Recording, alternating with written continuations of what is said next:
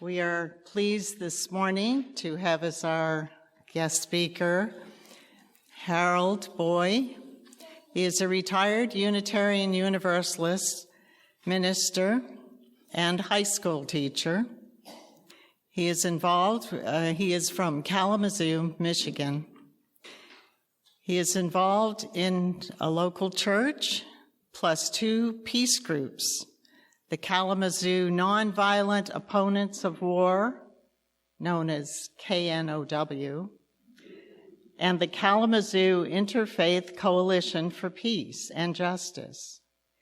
He also has taught courses for the OSHA Long Life Learning Institute on how to talk about politics and religion, the history of the Republican Party, and the history of Israel and Palestine. He also helps tutor in a literacy program in Kalamazoo. He is married to Julie Mack, a journalist, and has 3 wonderfully unique grown children, Kevin, Sarah, and Catherine, who are good people. This is his proudest achievement, in his words. Well, hello, everyone. You all can hear me? Yeah, good. You know, one of the things about that, people will tell me after the service they couldn't hear. I say, raise your hand. I mean, it's a little too late at that point. But anyway, it's a pleasure being here. There's an old bromide about how we preachers are supposed to structure our sermons. Maybe you heard of this one. First, we're supposed to make them laugh, then make them cry, and then make them feel holy. And that seems like a good strategy, except it's almost impossible. Beginning with the notion that somehow I'm supposed to tell a joke now, in the beginning, with the idea that the congregation will laugh into the body of the text of my sermon, because laughter does soften things, enlighten things. But we all know that humor can be a dangerous thing, and it's difficult to accomplish, at least on purpose. It's like the story of the old English actor who lay dying in his bed, and these 2 young fellow actors come to be beside him in his last moments on earth. And the one young actor says to the other, not knowing if the old actor could hear him, "This dying must be hard." To which the old actor, in a start, opened his eyes and pushed himself up with all the energy he could muster, in a hoarse whisper said, "No, dying is easy. Comedy is hard."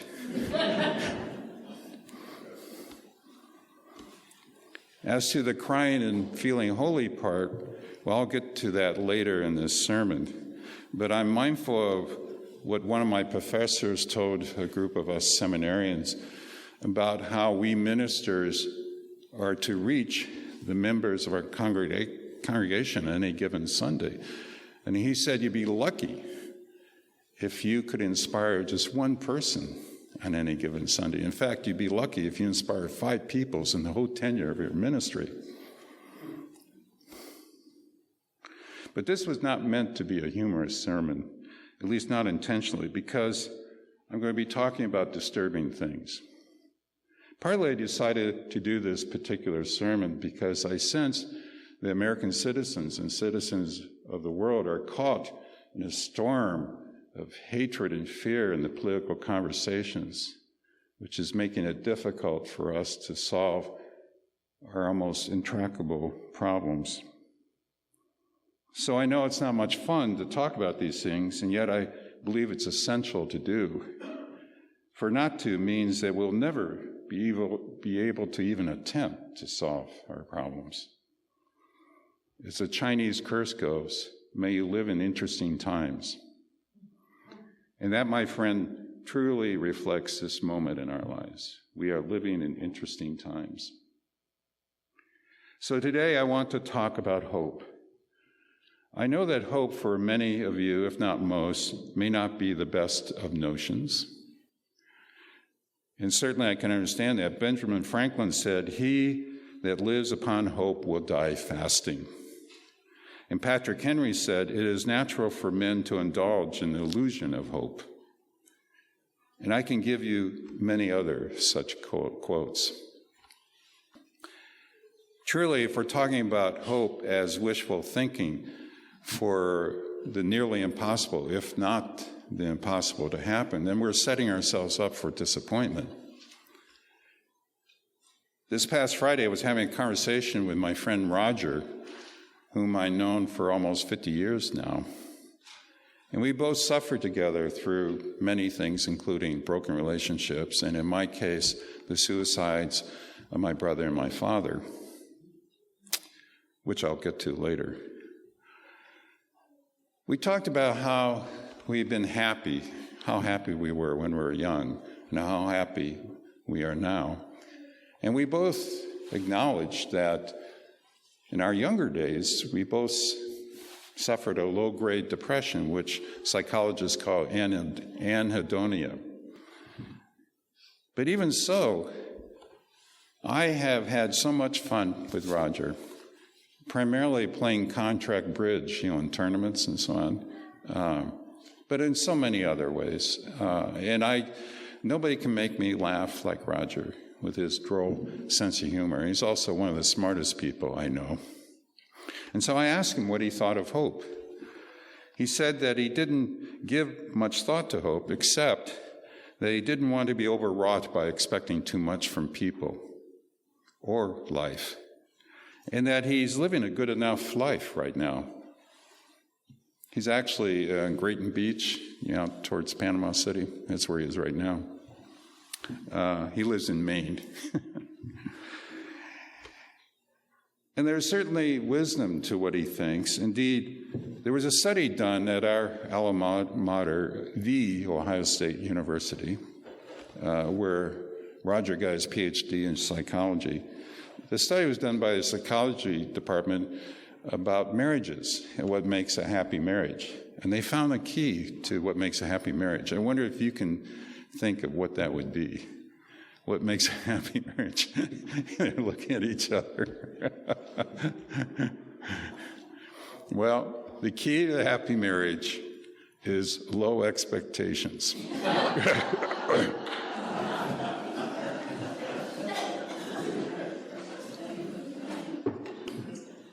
That's what they discovered.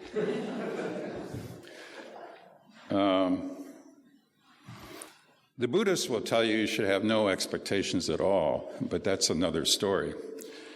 Anyway, we heard from Paul what he thinks about love and how important it is. And he said these three remain: faith, hope, and love. But the greatest of these is love. Now, I certainly agree the importance of love. However, love, I believe, is one of the most overused and misused words in the English language, second only to the word God. Many use that word thinking it means possessions of people, of our spouses, our children, even our friends. But there's that other idea of love that Paul talks about. It does not possess or judge, but moves more towards acceptance.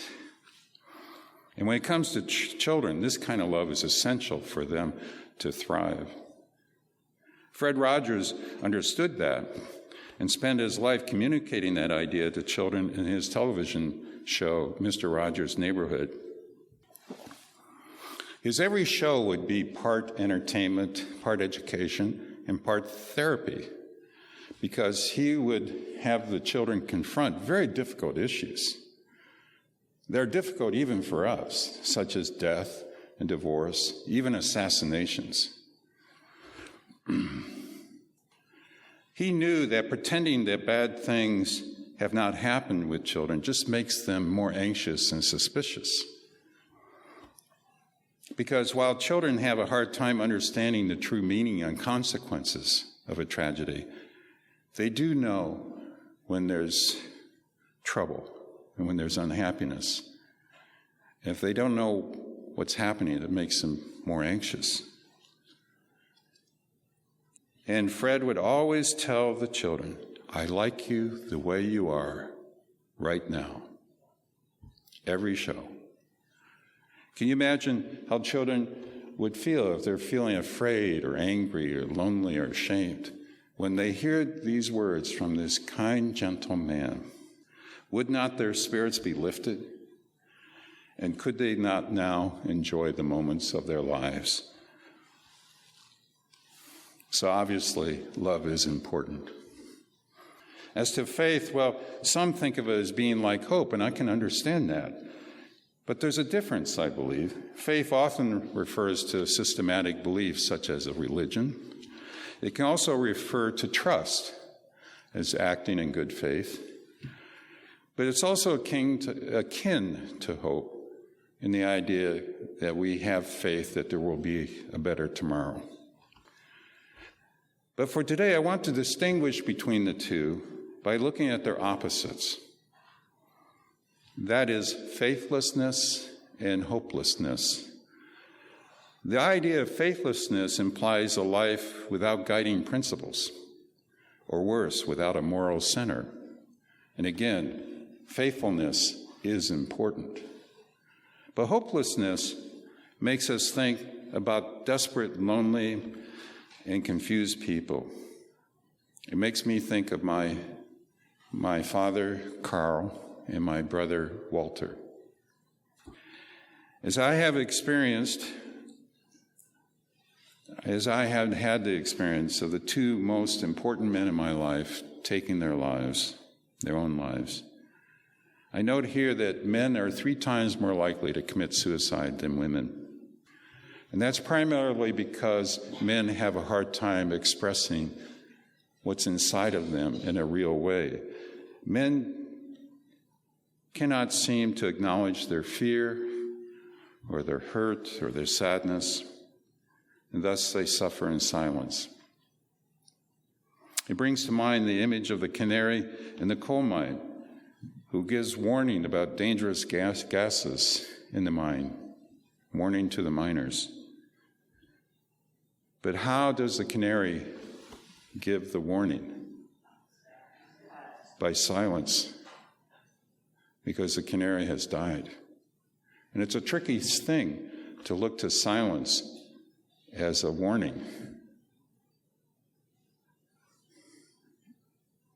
Today, we're hearing a lot from people who were once powerless and voiceless, speaking up. No longer satisfied to be silent in the face of injustice.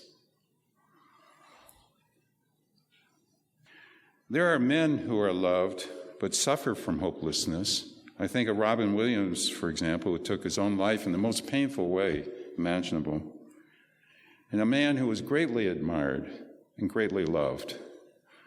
He had a reputation of being kind to everyone and being generous with his time to young up-and-coming performers. To use a Yiddish word, he was a mensch. So while love and faith are important, we begin with hope. For without hope, faith and love and everything else good in our lives matters not. As my friend Henry de Vries, a retired Christian Reform minister who also lived in the Netherlands when the Nazis were there as a child, and he served as a missionary with his wife in the Philippines and Guam. But Henry would say, a person can live 40 days without food, 4 days without water, and barely 4 minutes without hope. In the summer of 1975, about a year and a half after Walter's death, I volunteered to work for suicide prevention, working the phones and just talking with desperate, lonely, and confused people, but more so listening intently to them. One of our missions was to determine what we called the lethality of the caller's desire to commit suicide, which meant we were to ask them certain questions. How are you coping with what's been happening in your life? Do you ever feel like just giving up? Are you thinking about dying? And so on. And if we determined that lethality was high enough, we were to call the emergency services. I never really had such a conversation that reached that level of lethality. But I do remember one conversation I had with a woman who was divorced from her physician husband. I think he was a specialist because she lived in a condo in a fancy area of town and she had a goodly amount of alimony. And she would spend her time going to bars and picking up men, going home and never seeing them again. And she would spend the rest of her time in bed. I ascertained that she did not think highly of herself, and she didn't believe that she had the ability to do anything special. In a way, I thought that the alimony was deadly for her because it accentuated her lack of freedom, her powerlessness.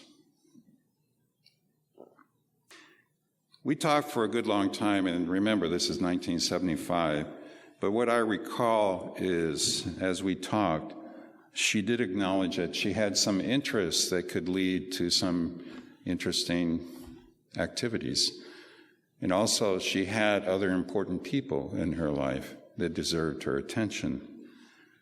I came away from that conversation feeling good because I sensed she found hope, that she could find something meaningful in her life to do, and she could also reconnect with her loved ones.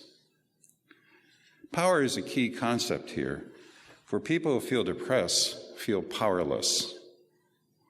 My father worked as a nuclear physicist, and I asked him one time why he became a physicist. And he said, "I want to know what makes the world tick." And I thought to myself, I didn't tell him this, but I thought, well, if you want to know what makes the world tick, you study political science. And that's exactly what I did at Ohio State University, the Ohio State University. By the way, I do digress a lot, the ADD. But that "the" part, that happened when I was there, that they started doing that affectation, When I hear it, I just, Anyway, Ohio State University. Intuitively, I knew for me it was important to study political science because it is about how people use power, how they get people to do things that they wouldn't ordinarily do on their own. As a political activist today, I see my mission as to check the power of the powerful when they misuse their power, and also to empower the powerless. In a sense, that's what I'm trying to do with you today, to empower you. People who are depressed feel that they have no power, like my father. They tend to believe their powerlessness is about their inability to control other people or events outside of themselves. But there is the hopeful concept of power, of being able to control our own thoughts and feelings. There's a hope that says we believe we can handle any situation. We may not like it, but we can handle it. There are many ways to find that hope. One is to be aware, to be here and now, to pay attention, to experience the moments fully, like a child who wonders at the beauty of nature, the marvel of animals, and the joy of play. Another is just to be with friends and family, have good conversations, to break bread together. The word companion, by the way, if you look at com means with, and pan, you know what pan is, Italian? Bread, right. So a companion is someone you break bread with. It's one of the best ways to cement a relationship, is break bread. Another way of overcoming depression is to help another person. It's called helping a little old lady across the street. And they have studies that show this, that if you help another person, you will feel better. But the problem is that depressed people are so into their own process that they have a hard time thinking of other people. This idea can apply to more than just an individual, this idea of helping other people. I noticed the last word in your covenant was to help people, right? It can apply to a community such as a church. For when a church does a social good, the spirit of the congregation rises. And I actually have here copies that I can give to anybody who's interested of an article. It's from the UUA World magazine, fall 2009, by a man named Michael Durrell. And it's called Reach Out to Become a Public Church. And he has the similar notion about the church and the importance of doing these good works.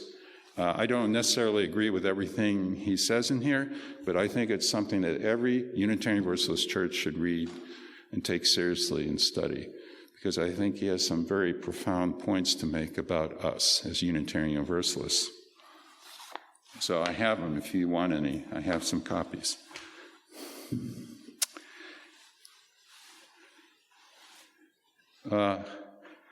Finally, one way of overcoming our despair and hopelessness is to look at those who have suffered greatly, certainly much more than I have, and responded with grace and courage because they did find hope.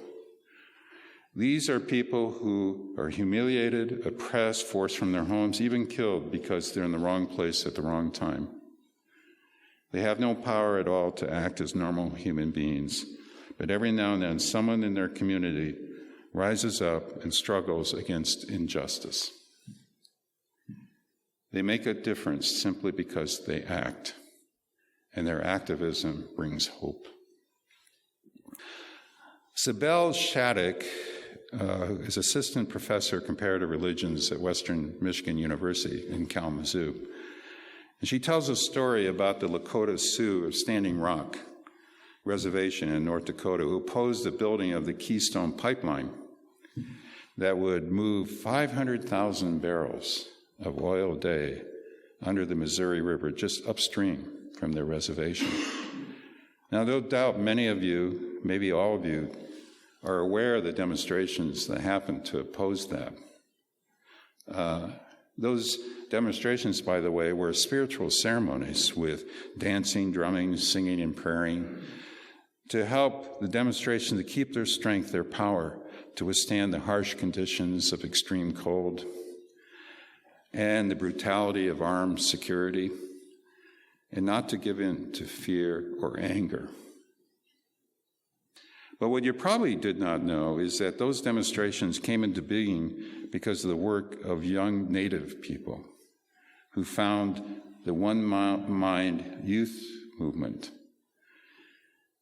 Even though the issue of protecting the purity of the water and the land was very important, the young people became activists because they were responding to the horrible conditions on the reservation that was causing tragedies of so many young people committing suicide.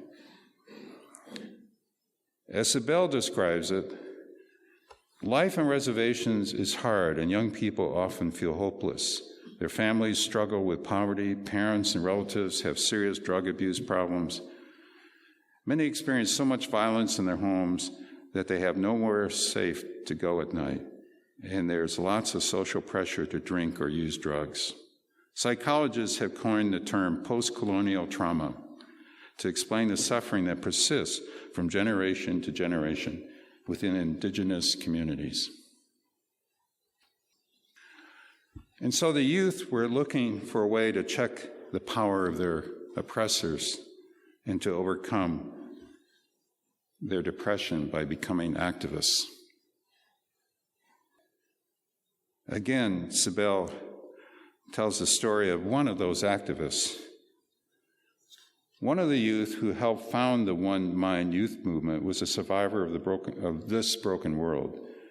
Jocelyn Charger and her twin sister had been taken from their alcoholic mother and sent in separate foster homes when they were 13.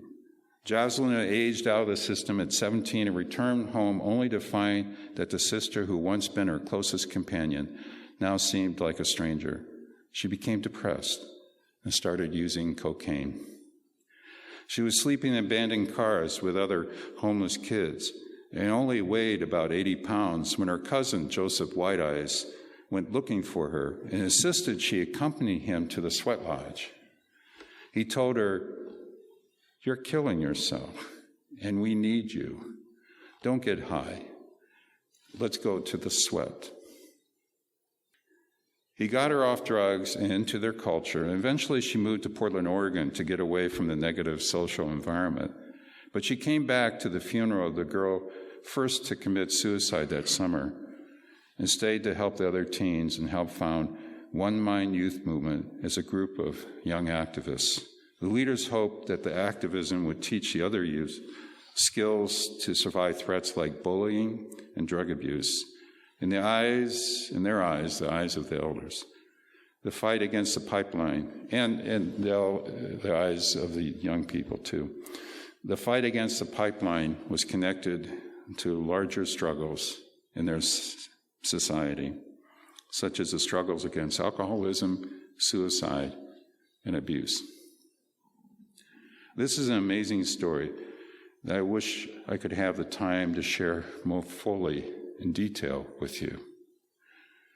But what's truly hopeful for me here is that even though these people live in some of the most oppressive and humiliating conditions, nevertheless, the young people rose up and did something. And frankly, while it would be very good if they could stop that infernal pipeline, the true gift of these young people to their elders and to themselves is hope. A hope that knows that something can be done without knowing how successful one can be. And even though we're living in perilous times now, and it does not seem that they will end anytime soon, we can take hope simply because we are alive and we are powerful and we are free. Go in peace, friends.